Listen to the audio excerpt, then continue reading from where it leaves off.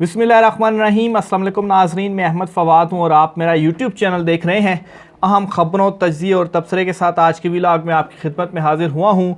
3 बड़ी इंपॉर्टेंट ख़बरें हैं जो आपके साथ मैंने शेयर करनी है। सबसे पहले तो चीफ़ जस्टिस काज़ी फ़ाइज़ ईसा की जानिब से बड़ा एक अहम फ़ैसला किया गया है। इस्लामाबाद हाई कोर्ट के जो चीफ़ जस्टिस हैं वो नए तैनात हुए हैं। इस पर कुछ तफसीलात आपके साथ मैं शेयर करूंगा।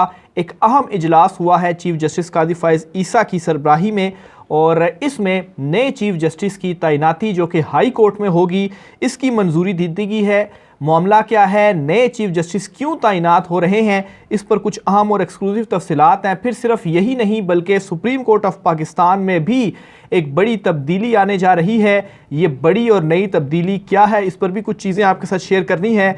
दूसरे नंबर पर नाज़रीन, अदालती महाज पर इमरान खान साहब के हवाले से एक और ख़बर है। एक और अहम केस था इमरान खान साहब का कि जेल का ट्रायल रोका जाए। ये ट्रायल इमरान खान साहब ने इस्लामाबाद हाई कोर्ट में माफ़ कीजिएगा, इस्लामाबाद हाई कोर्ट में दरख्वास्त दायर की थी। अलबत्ता हाई कोर्ट ने इस दरख्वास्त को मुस्तरद कर दिया था। अब इस दरख्वास्त पर, इस इस्तदा पर इमरान खान साहब की एक और बड़ी डेवलपमेंट सामने आई है। कुछ चीज़ें आपके साथ शेयर करनी है। और सनम जावेद, पाकिस्तान तहरीक इंसाफ की जो कारकुन हैं, काफ़ी टाइम से वो जेल में थी, उनकी रिहाई के हवाले से भी बड़ी ख़बर है। रिहाई उनकी हो चुकी है। बहरहाल कुछ कानूनी प्रोसेस था, वो कंप्लीट किया जाना था। ये प्रोसेस कहाँ तक पहुँचा, कुछ चीज़ें इस वाले से भी शेयर करूँगा। सबसे पहले तो नाज़रीन, चीफ़ जस्टिस काज़ी फ़ाइज़ ईसा की जानिब से क्या बड़ा जो फ़ैसला है वो किया गया है, इस पर आपको बताता चलूँ तो सिंध हाई कोर्ट के चीफ़ जस्टिस जो हैं इनकी तैनाती होनी है। और इस तैनाती के हवाले से पहले तो चीफ़ जस्टिस काज़ी फ़ाइज़ ईसा की जानिब से एक नाम की मंजूरी दी गई और ये जो नाम है ये भी आपके सामने में रखता हूँ। लेकिन उससे पहले आपको बताता चलूँ कि एक अहम जो इजलास है वो हुआ चीफ़ जस्टिस की सरबराही में जुडिशल कमीशन का। और इस इजलास में एक तो जो chief justice Sindh high court होंगे और फिर दूसरे नंबर पर सुप्रीम कोर्ट ऑफ पाकिस्तान में भी एक बड़ी तब्दीली ये आने जा रही है कि 16वां जज तैनात हो रहा है सुप्रीम कोर्ट ऑफ पाकिस्तान में। और इस हवाले से जस्टिस इरफान सादात हैं, उनकी बतौर सुप्रीम कोर्ट जज तैनाती की जो सिफारिश है वो कर दी गई है। जुडिशल कमीशन का इजलास हुआ है और इस इजलास में जो जस्टिस इरफान सादात हैं उनके नाम की हतमी मंजूरी हुई है। वैसे तो चीफ़ जस्टिस उमर अता बंदयाल के दौर पर काफ़ी ज़्यादा मसाइल इस तरह से भी रहते थे कि कोई एक नाम के ऊपर जो नंबर था वो पूरा मुश्किल से हो पाता था। लेकिन खैर इससे ये भी मालूम पड़ता है कि चीफ़ जस्टिस काज़ी फ़ाइज़ ईसा के पास इस हवाले से जो नंबर गेम है वो पूरी है। इसी वजह से जुडिशल कमीशन के इजलास के बाद जो मंजूरी है वो दे दी गई है। और अब ये जजिस की जो कमेटी होती है पार्लिमानी, उस तकर्री के हवाले से उस कमेटी के पास नाम जाएगा और वो जो है वो इसकी बाकायदा तौर पर मंजूरी और उसके बाद नोटिफिकेशन होगा। बहरहाल मेन चीज़ यही होती है कि सुप्रीम कोर्ट ऑफ पाकिस्तान से ये जुडिशल कमीशन का इजलास होता है और फिर चीफ़ जस्टिस क्या नाम देते हैं, कि क्या सिफारिश करते हैं, वही नाम हतमी होता है, वही नाम फाइनल होता है। और फिर उसी की बाद में प्रोसेस मुकम्मल करने के बाद जो मंजूरी है वो दे दी जाती है।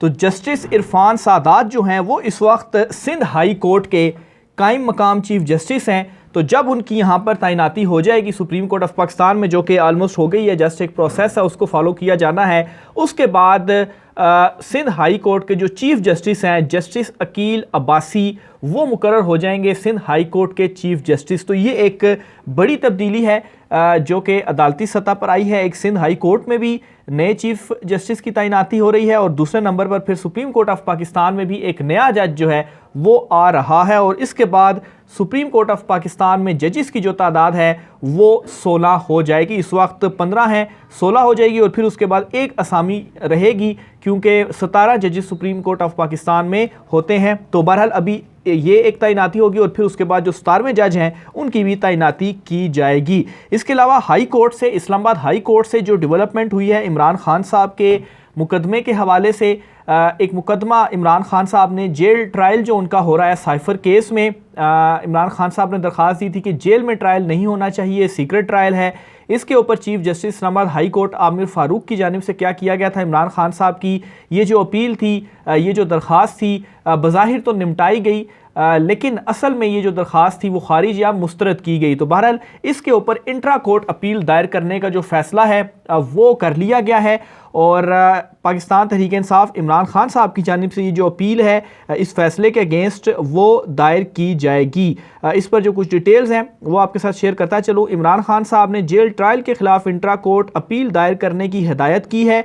ये वकील शिराज अहमद रांझा की जानिब से कहा गया। इमरान खान ने सीनियर कानूनदान सलमान अकरम राजा को इंट्रा कोर्ट अपील दायर करने का कह दिया है। सलमान अकरम राजा सिंगल बेंच के फैसले के खिलाफ इंट्रा कोर्ट अपील दायर करेंगे। सिंगल बेंच ने जेल ट्रायल के खिलाफ दरख्वास्त मुस्तरद की थी। चेयरमैन पाकिस्तान तहरीक इंसाफ इमरान खान साहब चाहते हैं कि साइफर केस की समाअत जेल के बजाय ओपन कोर्ट में हो। तो ये बड़ा एक इम्पॉर्टेंट मामला इमरान खान साहब के लिए इसलिए भी होगा क्योंकि चीफ जस्टिस आमिर फारूक ने ये जो दरख्वास्त थी इमरान खान साहब की वो एक्सेप्ट नहीं की थी। तो अब इसके बाद जो इंट्रा कोर्ट अपील होगी यानी कि 2 रुकनी बेंच जो बनेगा या 3 रुकनी भी अगर बन जाए तो वो चीफ जस्टिस आमिर फारूक के सामने नहीं लगेगा, वो दूसरे जजेस के पास ये जो इमरान खान साहब की अपील है वो जाएगी। तो जो एक वो मामला भी था कि चीफ जस्टिस आमिर फारूक ही इमरान खान साहब की सारी दरखास्तें अपने पास लगाते हैं, खुद ही फैसले करते हैं, फैसले कईयों के ऊपर अभी महफूज भी हैं।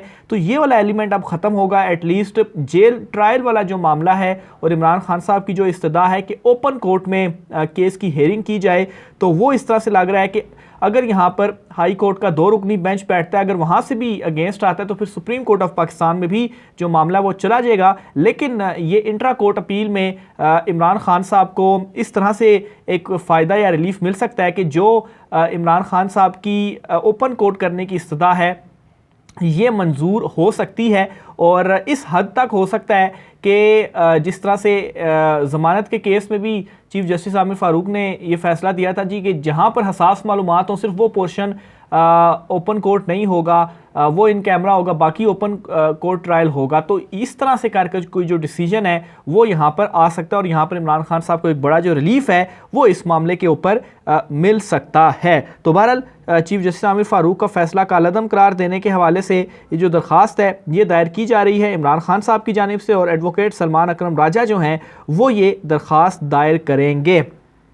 इसके अलावा शेर अफजल मरवत जो हैं उनके हवाले से भी एक बड़ी अपडेट है क्योंकि इन दिनों काफ़ी ज़्यादा वो सोशल मीडिया के ऊपर भी ख़ास तौर पर छाए हुए हैं। इमरान खान साहब के वकील हैं, उनका झगड़ा हो गया था एक मरतबा फिर से। एक तो प्रोग्राम में झगड़ा हुआ था जावेद चौधरी के, लेकिन इसके अलावा सुप्रीम कोर्ट के बाहर वो झगड़ा हुआ था। वहाँ पर सिविल कपड़ों में मलबूस कोई शख्स था, उससे उनका झगड़ा हुआ था। तो उस झगड़े के ऊपर FIR या मुकदमा जो है वो दर्ज किया गया शेर अफजल के ख़िलाफ़ और उस मुकदमे पर उन्होंने रुजू किया सेशन कोर्ट में ज़मानत कबल अज़ गिरफ़्तारी के लिए।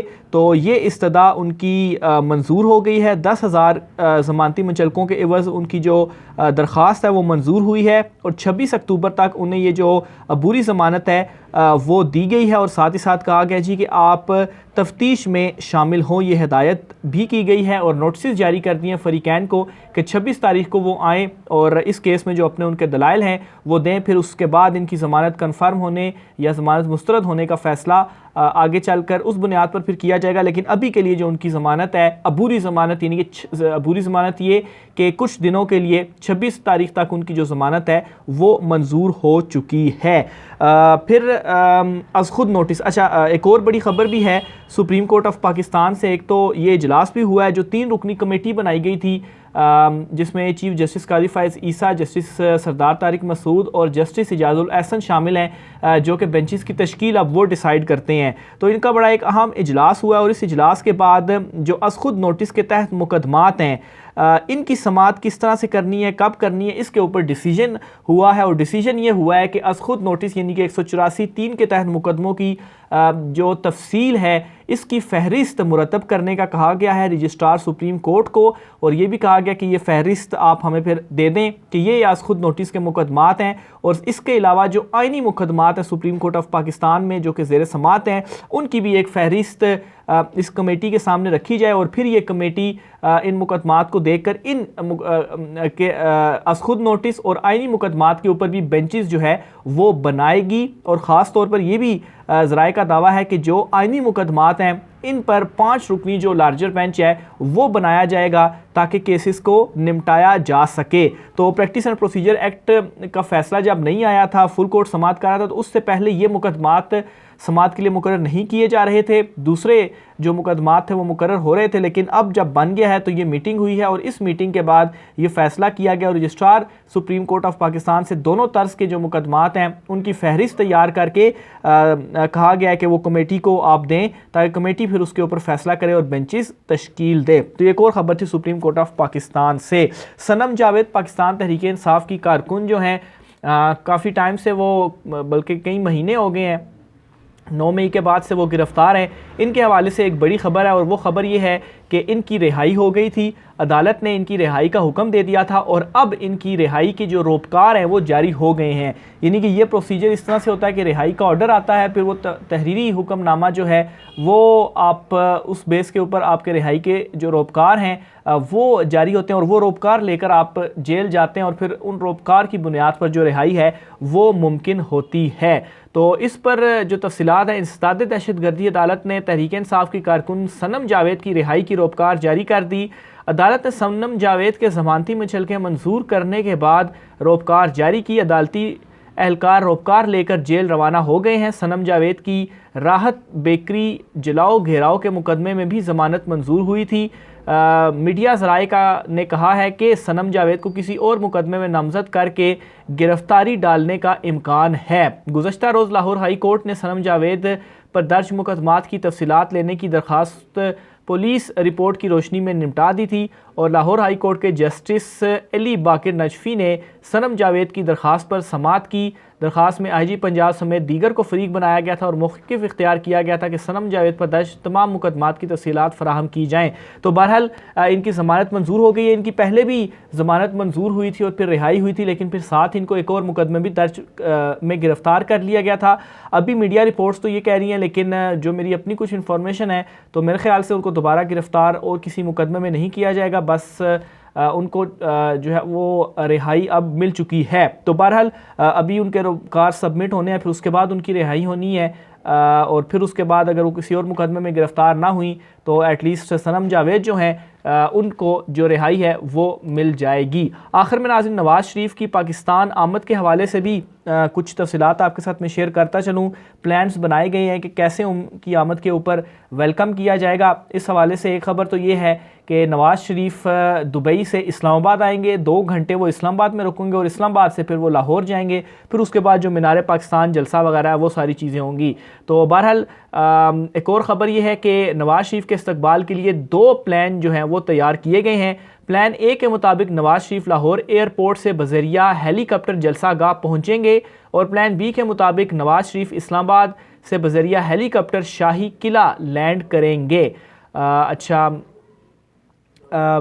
नवाज़ शरीफ की वापसी, नवाज़ शरीफ का ज़रिए हेलीकॉप्टर इस्लामाबाद से डायरेक्ट जलसा गाह आमद का भी इम्कान है। इसके अलावा नवाज़ शरीफ कल दुबई से ख़ुसूसी तैयारे के ज़रिए इस्लामाबाद एयरपोर्ट से दोपहर 1 बजे लैंड करेंगे। इस्लामाबाद में मियां नवाज़ शरीफ अपनी कानूनी टीम से मुशावरत करेंगे और जो दूसरा प्लान है वो लाहौर लैंडिंग है और फिर लाहौर से हेलीकॉप्टर में वो जलसा गाह पहुँचेंगे, मीनार पाकिस्तान में जो उनका जलसा है और वहाँ पर वो जलसा करेंगे। तो बहरहाल ये अब तक की कुछ अहम तरीन डिटेल्स थी, तफसीलात थी। राय का इज़हार कीजिएगा। मुझे इजाज़त दीजिए। अल्लाह हाफ़िज़।